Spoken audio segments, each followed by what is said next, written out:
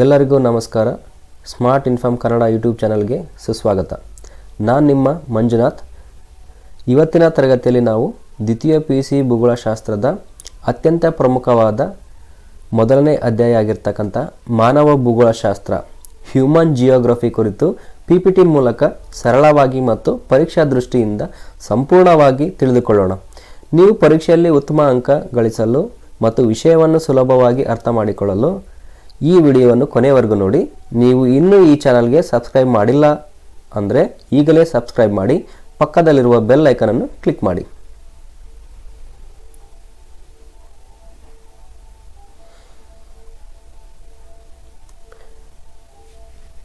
ವಿದ್ಯಾರ್ಥಿಗಳೇ, ನಾವು ಮೊದಲನೇ PUCಯಲ್ಲಿ ನೈಸರ್ಗಿಕ ಭೂಗೋಳಶಾಸ್ತ್ರ ಅಂದರೆ ಫಿಸಿಕಲ್ ಜಿಯೋಗ್ರಫಿ ಬಗ್ಗೆ ಓದಿದ್ವಿ.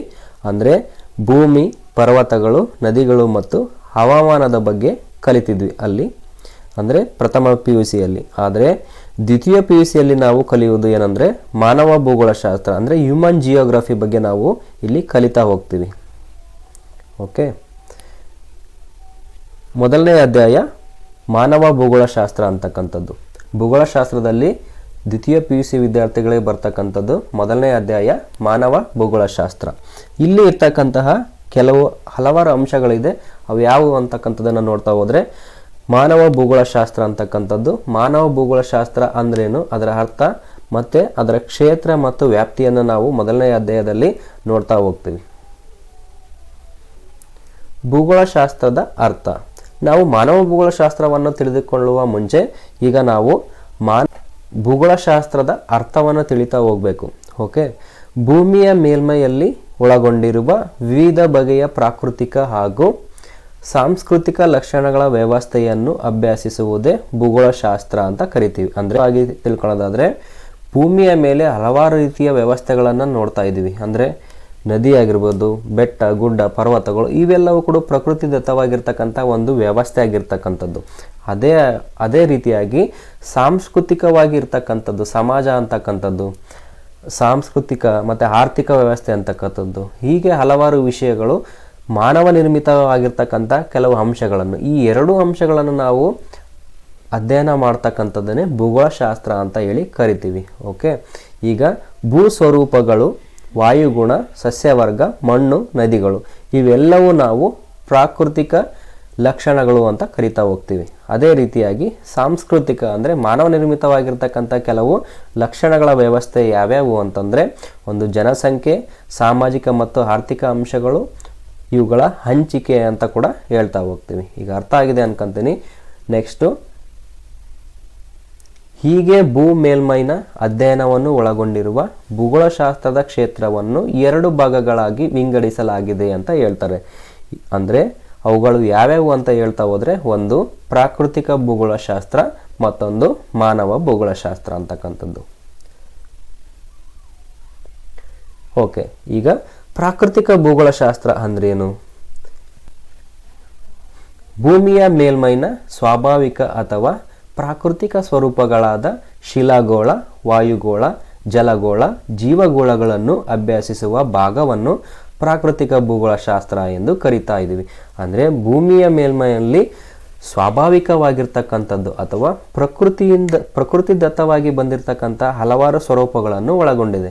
ಅದು ಯಾವ್ಯಾವು ಅಂದರೆ, ಒಂದು ಶಿಲಾಗೋಳ ಅಂತಕ್ಕಂಥದ್ದು, ಅಂದರೆ ಇಲ್ಲಿ ಶಿಲೆಗಳ ಬಗ್ಗೆ ಅಧ್ಯಯನ ಮಾಡ್ತಕ್ಕಂಥದ್ದು. ಇಲ್ಲಿ ವಾಯುಗೋಳ ಅಂದರೆ ಇಲ್ಲಿ ವಾಯು ಅಥವಾ ಗಾಳಿ ನಿರ್ಮಾಣವಾಗಿರ್ತಕ್ಕಂಥದ್ದು. ಇನ್ನು ಜಲಗೋಳ, ಇಲ್ಲಿ ಜಲಗಳ ಬಗ್ಗೆ ಇರುವಂಥದ್ದು. ನೆಕ್ಸ್ಟು ಜೀವಗೋಳ, ಇಲ್ಲಿ ಜೀವಿಗಳನ್ನು ಒಳಗೊಂಡಿರ್ತಕ್ಕಂಥದ್ದು.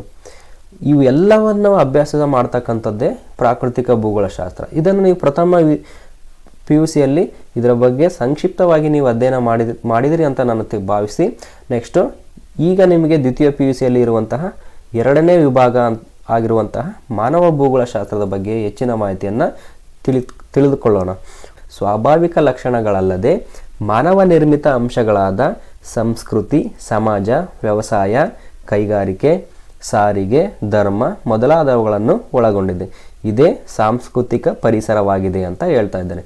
ಅಂದರೆ ಒಟ್ಟಾರೆಯಾಗಿ ಮಾನವನಿಂದ ನಿರ್ಮಿತವಾಗಿರ್ತಕ್ಕಂಥ ಅಂಶಗಳು ಯಾವ್ಯಾವಿದಾವೆ, ಅವು ಸಂಸ್ಕೃತಿ ಆಗಿರ್ಬೋದು, ಸಮಾಜ ಆಗಿರ್ಬೋದು, ವ್ಯವಸಾಯ ಆಗಿರ್ಬೋದು, ಕೈಗಾರಿಕೆ, ಸಾರಿಗೆ, ಧರ್ಮ, ಇವೆಲ್ಲ ಅಂಶಗಳನ್ನು ನಾವು ಒಟ್ಟಾರೆಯಾಗಿ ಅಧ್ಯಯನ ಮಾಡ್ತಕ್ಕಂಥದ್ದನ್ನೇ ನಾವು ಮಾನವ ಭೂಗೋಳಶಾಸ್ತ್ರ ಎಂದು ಕರಿತಾ ಇದ್ದೀವಿ.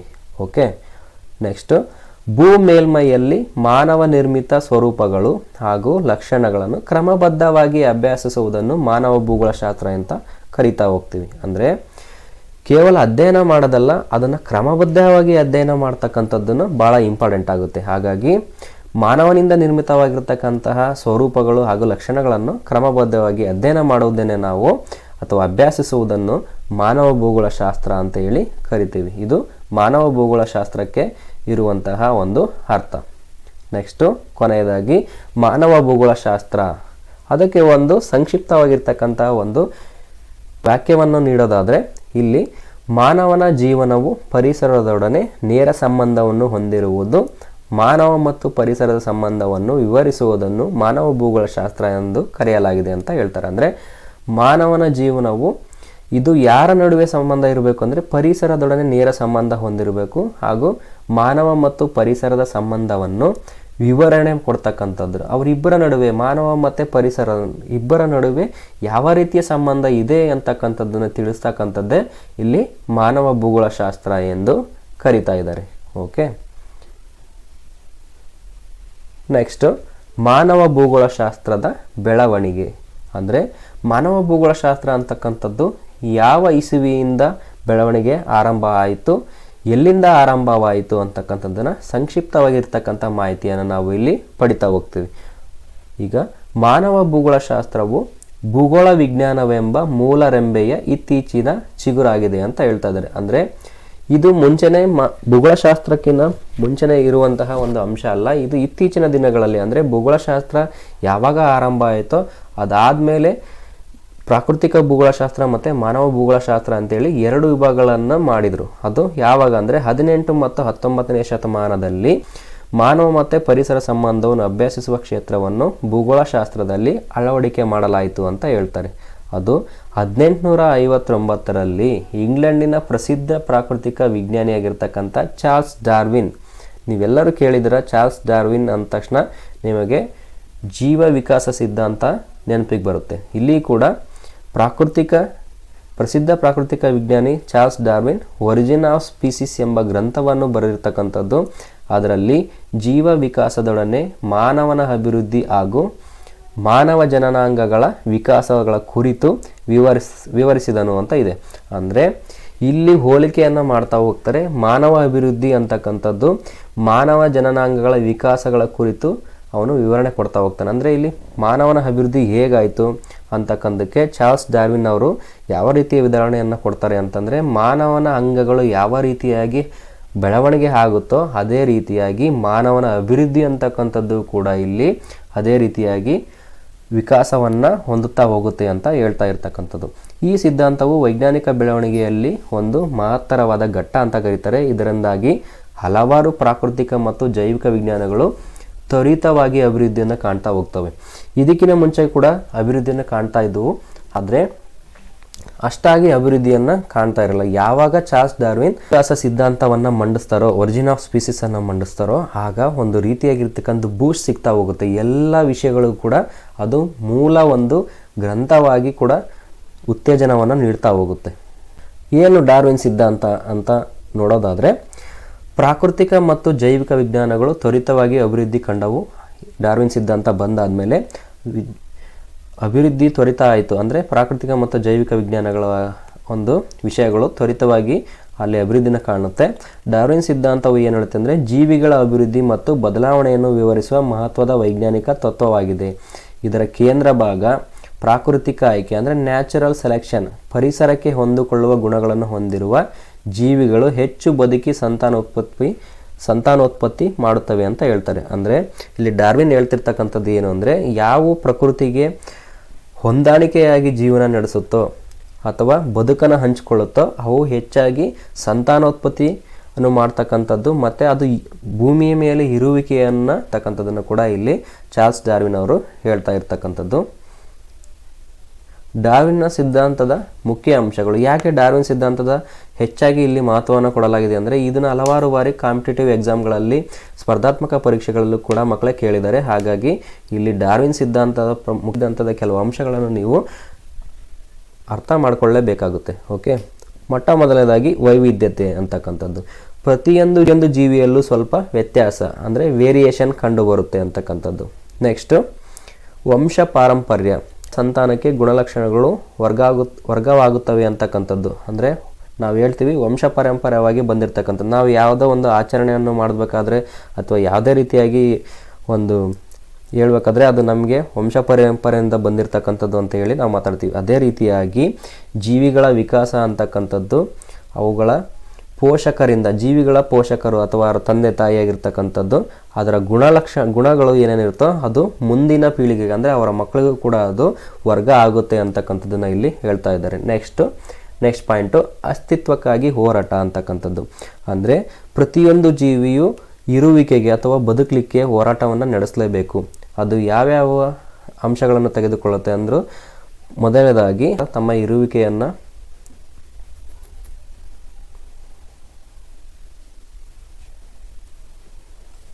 ಇಲ್ಲಿ ಆದಿಮಾನವರನ್ನು ನಾವು ನೋಡ್ತಾ ಹೋಗ್ತೀವಿ.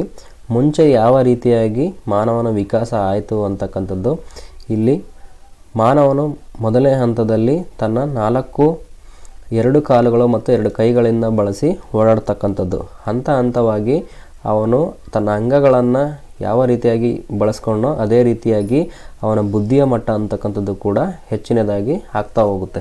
ನೆಕ್ಸ್ಟ್ ಕೊನೆಯದ ಹಂತಕ್ಕೆ ಬಂದಾಗ ಮಾನವನು 2 ಕಾಲುಗಳನ್ನು ಸ್ವಂತವಾಗಿ ಬ್ಯಾಲೆನ್ಸ್ಡ್ ಆಗಿ ಮಾಡಿ ತನ್ನ 2 ಕಾಲುಗಳ ಮೇಲೆ ತಾನೇ ನಿಂತ್ಕೊಂಡ್ರಿಂದ ಆ ವಿಕಾಸ ಅಂತಕ್ಕಂಥದ್ದು ಕೂಡ ಇಲ್ಲಿ ಅವನ ಬುದ್ಧಿಯ ಅಥವಾ ಬುದ್ಧಿ ಸಾಮರ್ಥ್ಯದ ವಿಕಾಸ ಅಂತಕ್ಕಂಥದ್ದು ಕೂಡ ಬೆಳೆದಿದೆ ಅಂತಕ್ಕಂಥದ್ದನ್ನು ಕೂಡ ಇಲ್ಲಿ ನಾವು ಈ ಚಿತ್ರದ ಮುಖಾಂತರ ಕಾಣ್ತಾ ಹೋಗ್ತೀವಿ. ಹೀಗೆ ಹಂತವಾಗಿ ಮಾನವನ ಅಭಿವೃದ್ಧಿ ಅಂತಕ್ಕಂಥದ್ದು ಉಂಟಾಯಿತೋ ಅದೇ ರೀತಿಯಾಗಿ ಅವನ ಅಂಗಾಂಗಗಳು ಕೂಡ ಅಭಿವೃದ್ಧಿನೂ ಹೊಂದಿದ್ವು ಅಂತಕ್ಕಂಥದ್ದನ್ನು ಇಲ್ಲಿ ಡಾರ್ವಿನ್ ಅವರು ಮಂಡಿಸ್ತಾ ಹೋಗ್ತಾರೆ. ಇಲ್ಲಿ ಏನು ಹೇಳ್ತಾ ಇದ್ದಾರೆ ಅಂದರೆ ಜಿರಾಫೆಯ ಕುತ್ತಿಗೆ.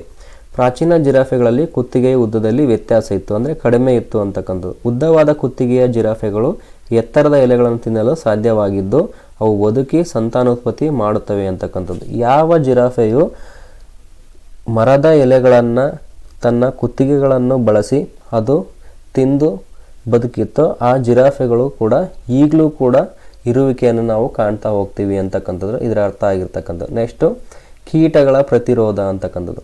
ಅಂದರೆ ಕೀಟನಾಶಕಗಳಿಗೆ ಪ್ರತಿರೋಧ ಹೊಂದಿರತಕ್ಕಂಥ ಕೀಟಗಳು ಬದುಕಿ ಮುಂದಿನ ಪೀಳಿಗೆಗೆ ಆ ಗುಣವನ್ನು ನೀಡುತ್ತವೆ ಅಂತ ಹೇಳ್ತೀವಿ. ಅಂದರೆ ನಾವು ಹೊಲದಲ್ಲಿ ಆದಷ್ಟು ಬೆಳೆಗಳಿಗೆ ಏನು ಮಾಡ್ತೀವಿ, ಕೀಟನಾಶಕಗಳನ್ನು ಸಿಂಪಡಣೆ ಮಾಡ್ತೀವಿ. ಆದರೆ ಕೆಲವು ದಿನಗಳವರೆಗೆ ಅವೆಲ್ಲ ಕೀಟಗಳು ಬರದೇ ಇರ್ಬೋದು ನಿಮ್ಮ ಹೊಲಗಳಿಗೆ. ಆದರೆ ಕೆಲವು ಕೀಟಗಳು ಸತ್ತೋಗ್ಬೋದು. ಆದರೆ ಯಾವ ಕೀಟಗಳು ಆ ಪ್ರತಿರೋಧ ಅಂದರೆ ಕೀಟನಾಶಕಗಳನ್ನು ಹೊಡೆದ್ರೂ ಕೂಡ ಬದುಕುತ್ತಲ್ಲ, ಆ ಕೀಟನಾಶಕಗಳನ್ನು ಹೊಡೆದ್ರೂ ಕೂಡ ಬದುಕಿದ್ರೂ ಕೂಡ ಆ ಕೀಟಗಳು ಮುಂದಿನ ಪೀಳಿಗೆಯಲ್ಲಿ ಅವು ತಮ್ಮ ಇರುವಿಕೆಯನ್ನು ಕೂಡ ಅವು ತೋರಿಸ್ತಾ ಹೋಗುತ್ತೆ. ನೆಕ್ಸ್ಟು ಜೀವಶಾಸ್ತ್ರದಲ್ಲಿ ಕ್ರಾಂತಿ ಅಂತಕ್ಕಂಥದ್ದು.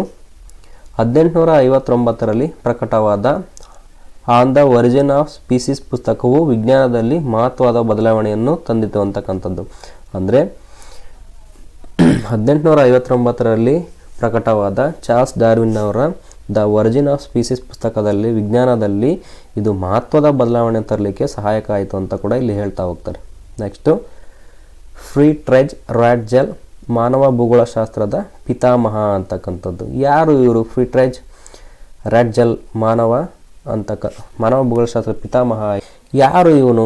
ಫ್ರೀಟ್ರೆಜ್ ರಾಟ್ಜೆಲ್ ಅಂತಕ್ಕಂಥದ್ದು ಯಾರು ಅಂತ ನಾವು ನೋಡ್ತಾ ಹೋದರೆ ಜರ್ಮನಿಯ ಫ್ರೀಟ್ರೆಜ್ ರಾಟ್ಜೆಲ್ ಅಂತಕ್ಕಂಥವನು ಡಾರ್ವಿನ್ನ ಸಿದ್ಧಾಂತದಿಂದ ಇವನು ಪ್ರಭಾವಿತನಾಗ್ತಾನೆ.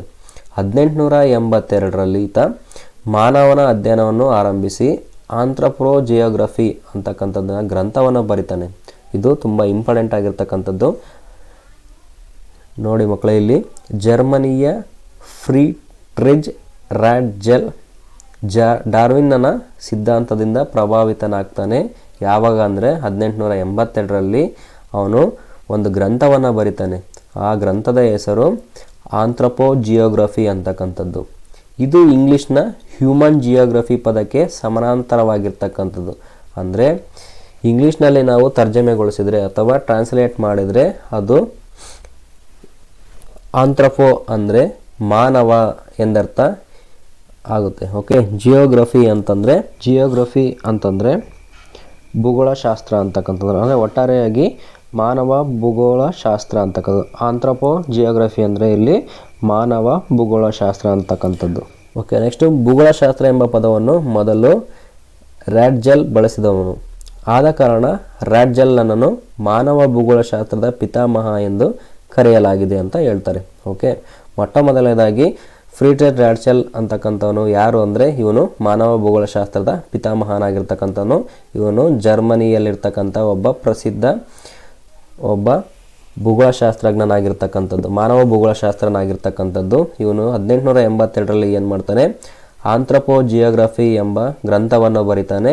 ಅದು ಇಂಗ್ಲೀಷ್ನ ಹ್ಯೂಮನ್ ಜಿಯೋಗ್ರಫಿ ಪದಕ್ಕೆ ಸಮನಾಗಿರ್ತಕ್ಕಂಥದ್ದು. ಅಂದರೆ ಆಂಥ್ರಪೋ ಎಂದರೆ ಇಲ್ಲಿ ಮಾನವ ಎಂದರ್ಥ. ಹೀಗೆ ಮಾನವ ಭೂಗೋಳಶಾಸ್ತ್ರ ಎಂಬ ಪದವನ್ನು ಮೊದಲು ಬಳಸ್ತಕ್ಕಂಥವ್ರು ಯಾರು ಅಂತಂದರೆ ಅವನೇ ಫ್ರೀಡ್ರಿಕ್ ರ್ಯಾಡ್ಜೆಲ್ ಅಂತಕ್ಕಂಥವನು.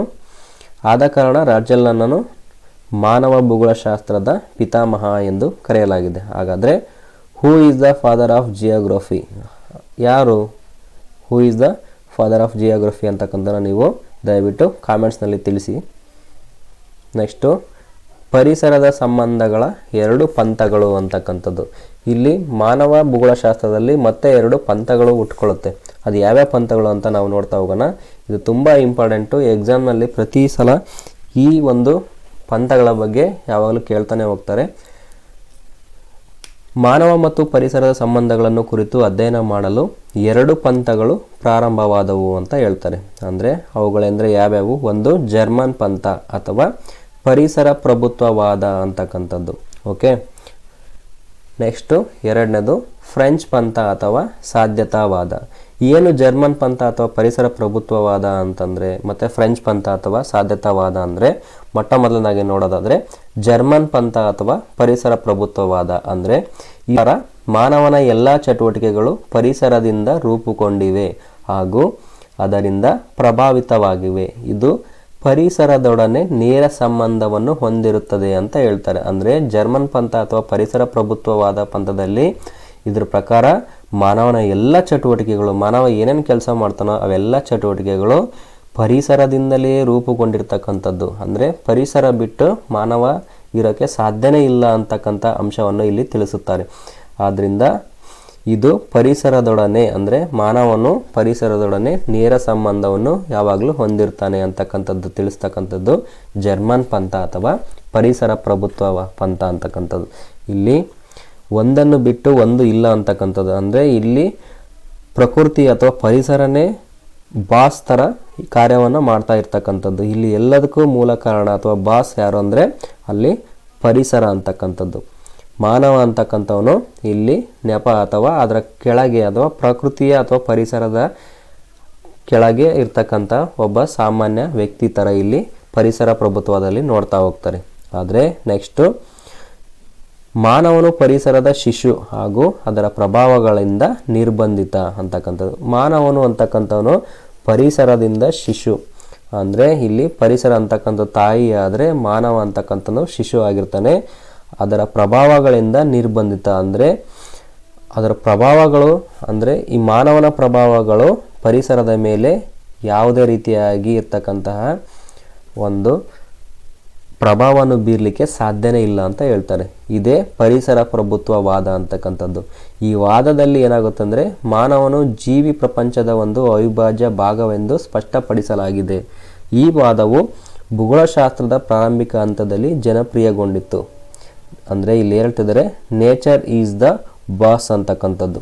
ಓಕೆ, ಈಗ ಜರ್ಮನ್ ಪಂಥ ಅಥವಾ ಪರಿಸರ ಪ್ರಭುತ್ವವಾದ ಪಂಥ ಅರ್ಥ ಆಗಿದೆ ಅಂದ್ಕೊಳ್ತೀನಿ. ನೆಕ್ಸ್ಟು ಫ್ರೆಂಚ್ ಪಂಥ ಅಥವಾ ಸಾಧ್ಯತಾವಾದ. ಫ್ರೆಂಚ್ ಪಂಥ ಅಥವಾ ಸಾಧ್ಯತಾವಾದವನ್ನು ನೋಡ್ತಾ ಹೋದರೆ ಇದರ ಪ್ರಕಾರ ಭೂಮಿಯ ಪರಿಸರವು ಮಾನವನ ಮೇಲೆ ಪ್ರಭಾವ ಬೀರುವುದಾದರೂ ಮಾನವನೂ ಸಹ ಪರಿಸರದ ಮೇಲೆ ಪ್ರಭಾವ ಬೀರುವನು ಅಂತ ಹೇಳ್ತಾ ಹೋಗ್ತಾರೆ. ಪರಿಸರವು ಕೇವಲ ಅವಕಾಶ ಒದಗಿಸುತ್ತದೆಯೇ ವಿನಃ ಸಂಪೂರ್ಣವಾಗಿ ಮಾನವನನ್ನು ನಿಯಂತ್ರಿಸಲು ಸಾಧ್ಯವಿಲ್ಲ. ಇದು ಪರಿಸರದಲ್ಲಿ ಮಾನವನಿಗೆ ಹಲವಾರು ಅವಕಾಶಗಳನ್ನು ನೀಡಿದೆ.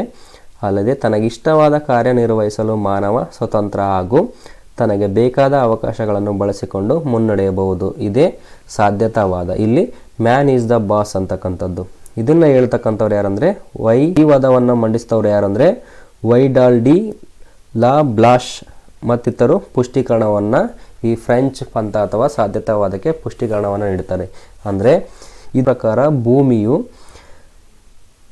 ಪರಿಸರವು ಮಾನವನ ಮೇಲೆ ಪ್ರಭಾವ ಬೀರುವುದಾದರೂ, ಅಂದರೆ ಪರಿಸರ ಪ್ರಭಾವ ಬೀರೋದೇ ಇಲ್ಲ ಅಂತ ಏನು ಹೇಳ್ತಿಲ್ಲ, ಆದರೆ ಮಾನವನು ಕೂಡ ಅದರ ವಿರುದ್ಧವಾಗಿ ಅಥವಾ ಅದಕ್ಕೆ ಹೊಂದಿಕೊಂಡ ರೀತಿಯಾಗಿ ಪ್ರಭಾವವನ್ನು ಬೀರ್ತಾನೆ ಅಂತಕ್ಕಂಥದ್ದು ಇಲ್ಲಿ ಹೇಳ್ತಾ ಹೋಗ್ತಾರೆ. ಪರಿಸರವು ಕೇವಲ ಅವಕಾಶ ಒದಗಿಸುತ್ತೆ. ಅಂದರೆ ಈಗ ಎಕ್ಸಾಂಪಲ್ ಹೇಗೆ ಅಂದರೆ, ಪರಿಸರದಿಂದ ನಾವು ಹಲವಾರು ವಸ್ತುಗಳನ್ನು ಪಡಿತೀವಿ. ನಾವೀಗ ಮನುಷ್ಯ ಏನಾದರೂ ಮನೆ ಕಟ್ಟಬೇಕು ಅದು ಇದು ಅಂತಂದರೆ, ಆಗ ಪರಿಸರದಲ್ಲಿ ಸಿಗ್ತಕ್ಕಂಥ ಕಲ್ಲು ಮಣ್ಣುಗಳನ್ನು ಮಾತ್ರ ಪಡೆದುಕೊಂಡು ಮನೆಯನ್ನು ಅವನು ರೆಡಿ ಮಾಡುವಂತಹ ಪೂರ್ತಿಯ ಜವಾಬ್ದಾರಿ ಯಾರ್ದು? ಹಂಗಾದರೆ ಅದು ಮಾನವನದ್ದೇ ಆಗಿರುತ್ತೆ. ಹಾಗಾದರೆ ಇಲ್ಲಿ ಪರಿಸರ ಅಂತಕ್ಕಂಥದ್ದು ಏನು ಮಾಡುತ್ತೆ? ಕೇವಲ ಸಂಪನ್ಮೂಲಗಳನ್ನು ಅಥವಾ ಒದಗಿಸ್ಕೊಡ್ತಕ್ಕಂಥದ್ದು ಅವಕಾಶಗಳನ್ನು ಒದಗಿಸ್ಕೊಡುತ್ತೆ. ಅದನ್ನು ಉಪಯೋಗಿಸ್ಕೊಳ್ಳೋದು ಬಿಡೋದು ಅದು ಮಾನವನಿಗೆ ಸಂಬಂಧಪಟ್ಟಿರ್ತಕ್ಕಂಥದ್ದು.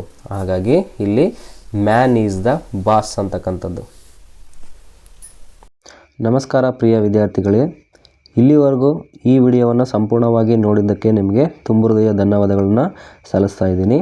ಇದರ ಮುಂದುವರೆದ ಭಾಗವನ್ನು ನಾವು ಮುಂದಿನ ವಿಡಿಯೋದಲ್ಲಿ ನಾವು ನೋಡೋಣ. ಅದರಲ್ಲಿ ಉಳಿರ್ತಕ್ಕಂತಹ ಭಾಗವನ್ನು ಸಂಕ್ಷಿಪ್ತವಾಗಿ ಅದರಲ್ಲಿ ವಿವರಿಸಲಾಗಿದೆ. ಎರಡನೇ ಭಾಗಕ್ಕೋಸ್ಕರ ನೀವು ಎಲ್ಲರೂ ಕೂಡ ಕಾಯಲೇಬೇಕಾಗುತ್ತೆ. ಈ ಚಾನಲನ್ನು ಇಲ್ಲಿವರೆಗೂ ಈ ತರಗತಿಯನ್ನು ಕೇಳಿದಂಥ ಎಲ್ಲ ವಿದ್ಯಾರ್ಥಿಗಳಿಗೂ ನನ್ನ ತುಂಬ ಹೃದಯ ಧನ್ಯವಾದಗಳನ್ನು ತಿಳಿಸುತ್ತಾ, ಯಾರು ಇಲ್ಲಿವರೆಗೂ ಸಬ್ಸ್ಕ್ರೈಬ್ ಮಾಡಿಲ್ವೋ ನಮ್ಮ ಚಾನಲನ್ನು ದಯಮಾಡಿ ಸಬ್ಸ್ಕ್ರೈಬ್ ಮಾಡಿ, ಹಾಗೆ ಒಂದು ಲೈಕನ್ನು ಕೊಡಿ, ಹಾಗೆ ಶೇರ್ ಮಾಡಿ. ಶೇರ್ ಮಾಡೋದ್ರಿಂದ ನಿಮ್ಮಂತಹ ವಿದ್ಯಾರ್ಥಿಗಳು ಕೂಡ ಇದರಿಂದ ಕಲಿಯೋಕ್ಕೆ ಸಾಧ್ಯವಾಗುತ್ತೆ ಅಂತ ತಿಳಿಸ್ತಾ ಇದ್ದೀನಿ.